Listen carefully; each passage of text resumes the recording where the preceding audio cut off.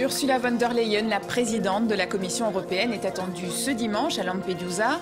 Elle répond à une invitation pressante de la chef du gouvernement italien, Giorgia Meloni, qui appelle Bruxelles à l'aide. Des milliers de migrants ont débarqué cette semaine sur cette île italienne.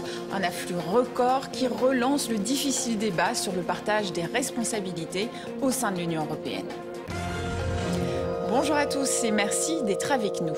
Dans le reste de l'actualité, le bras de fer se poursuit entre Bruxelles et les pays de l'Est de l'Union à propos des céréales ukrainiennes. Comme elles sont bon marché, il est interdit depuis le printemps de les importer dans 5 pays membres de l'Union afin de ne pas déstabiliser le marché local. Mais ces restrictions arrivent désormais à leur terme. Les explications de Barbara Laure. Les graines de la discorde. Depuis le printemps dernier, interdiction donc d'importer ces céréales ukrainiennes dans 5 pays membres de l'Union européenne. Il s'agit de la Pologne, Slovaquie, Hongrie, Roumanie et Bulgarie. La Commission européenne avait dit OK pour ces embargos, mais à titre exceptionnel et pour une durée limitée. Or, ça y est, voilà le temps venu de lever ces restrictions. Nous ne voyons plus actuellement de distorsion sur les marchés de ces 5 pays. Par conséquent, nous ne prolongeons pas ces embargos conçus comme une mesure de protection exceptionnelle. Il s'agissait de protéger les agriculteurs de ces 5 pays. Après la levée des droits de douane européens en mai dernier, les grains ukrainiens avaient saturé leurs silos et provoqué l'effondrement des prix locaux, d'où l'embargo. Et le hic aujourd'hui, c'est que certains récalcitrants, comme ici le Premier ministre polonais, refusent d'obtempérer aux ordres de Bruxelles. Que l'Union européenne le veuille ou non, je le dis à tous les agriculteurs polonais, nous allons prolonger l'embargo sur l'importation des céréales ukrainiennes. Pourtant, c'est un fervent soutien de l'Ukraine, mais les agriculteurs sont le socle électoral de son parti ultra-conservateur et les élections sont dans un mois.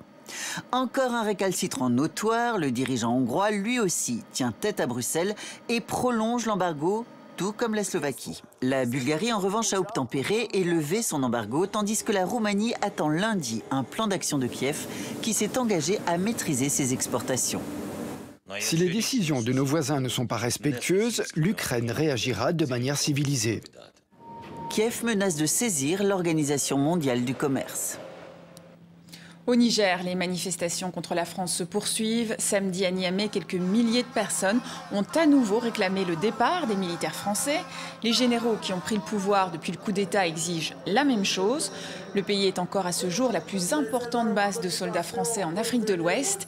Ils se battaient depuis 2014 aux côtés de l'armée nigérienne dans cette région gangrénée par le terrorisme.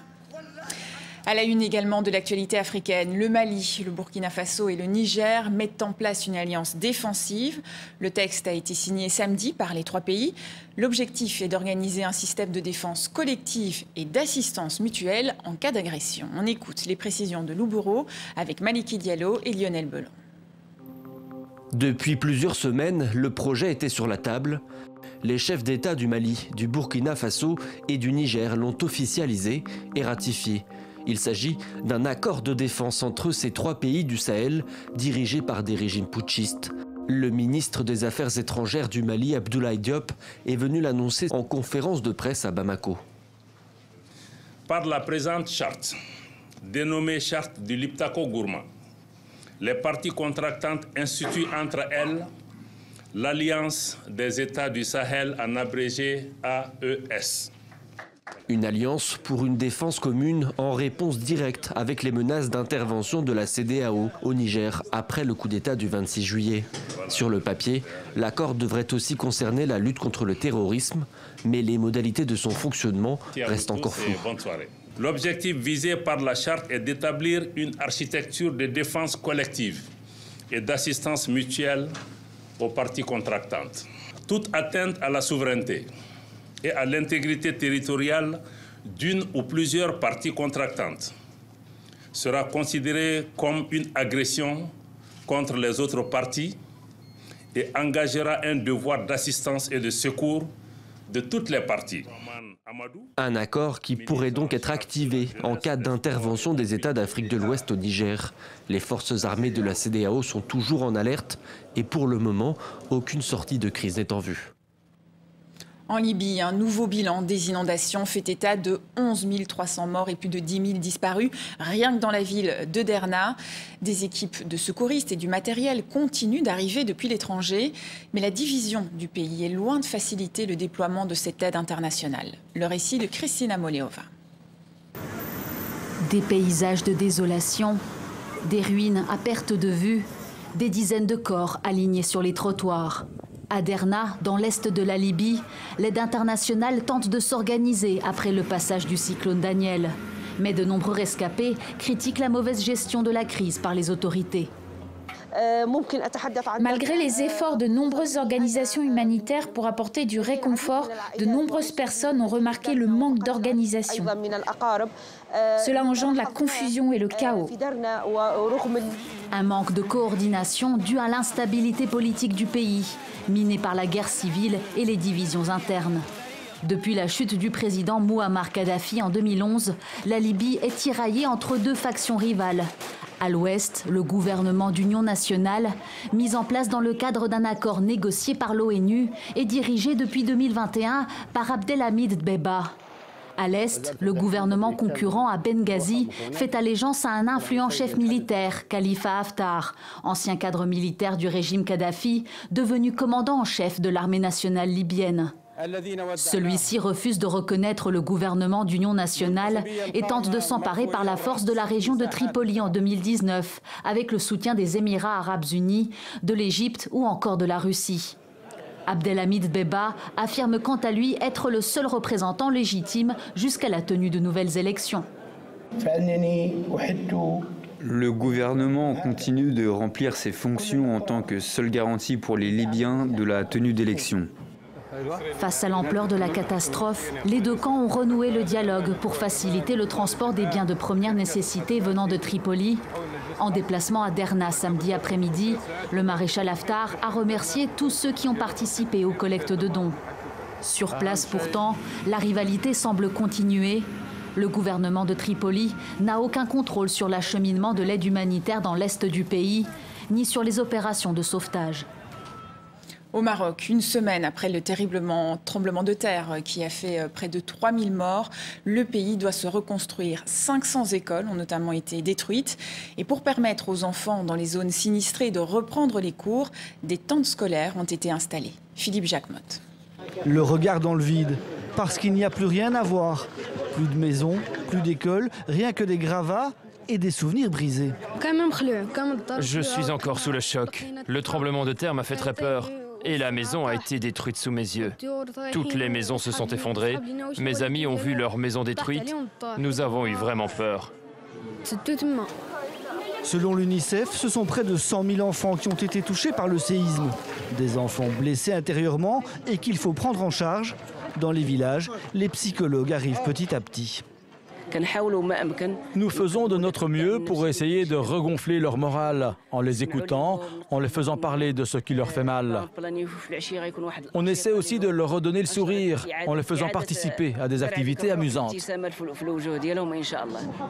Comme faire des dessins par exemple, une sorte d'école pour réapprendre à vivre. Des écoles désormais sous tente, comme celle-ci, installée à Al-Raouz par l'armée.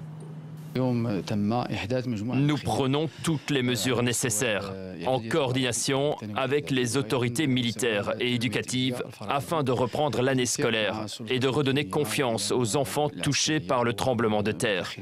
L'année scolaire se poursuivra dès lundi. Depuis le séisme, les cours ont été suspendus dans 42 communes et 530 écoles ont été endommagées. C'est une disparition qui interroge. En Chine, Li Shangfu, ministre de la Défense, n'a pas donné signe de vie depuis 2 semaines. Et ce n'est pas la première fois qu'une personnalité se volatilise dans le pays. Les États-Unis soupçonnent Pékin de le juger en cachette. Sophie Goldstein. C'était sa dernière apparition publique, le sommet sur la sécurité Chine-Afrique à Pékin fin août. Li Shangfu avait naturellement pris la parole. Rien de plus normal pour un ministre de la Défense chargé de la diplomatie militaire. Et depuis, mystère.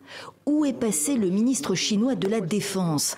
L'ambassadeur américain au Japon est le premier à poser la question publiquement la semaine dernière sur les réseaux sociaux. Absent au Vietnam, pas à son rendez-vous de Singapour. Dans l'empire du milieu, où ministres comme généraux, experts, hommes d'affaires, avocats, acteurs disparaissent sans explication, cette absence suscite des spéculations et même une quasi-certitude côté américain d'une fin de carrière prématurée, une éviction, écrit le quotidien britannique The Financial Times. Le ministre de la Défense a-t-il été placé sous résidence surveillée? Fait-il l'objet d'une enquête, interroge la presse internationale lors du point quotidien au ministère des Affaires étrangères. Je ne suis pas au courant de la situation que vous mentionnez. Pas au courant. Là encore, réponse déjà entendue pas plus tard qu'en juillet, lors de la disparition du ministre des Affaires étrangères, remplacé un mois plus tard par son prédécesseur. Pour la presse anglophone, le Wall Street Journal, qui cite une source proche de l'exécutif sans le nommer, le général Li Shangfu, désigné ministre de la Défense en mars 2023 lors d'une cérémonie publique, aurait été emmené pour interrogatoire la semaine passée par les autorités chinoises. Est-il soupçonné de corruption ? Un mal que le président Xi a entrepris de déraciner depuis de nombreuses années. L'éviction de Li, si elle était confirmée, serait la première en 6 ans d'un membre de la commission militaire centrale du Parti communiste chinois. En 2017, un de ses membres avait donc été exclu du parti et condamné en 2019 à la prison à vie pour corruption. Et c'est la fin de ce journal. Merci à vous pour votre fidélité. Vos programmes continuent sur TV5 Monde.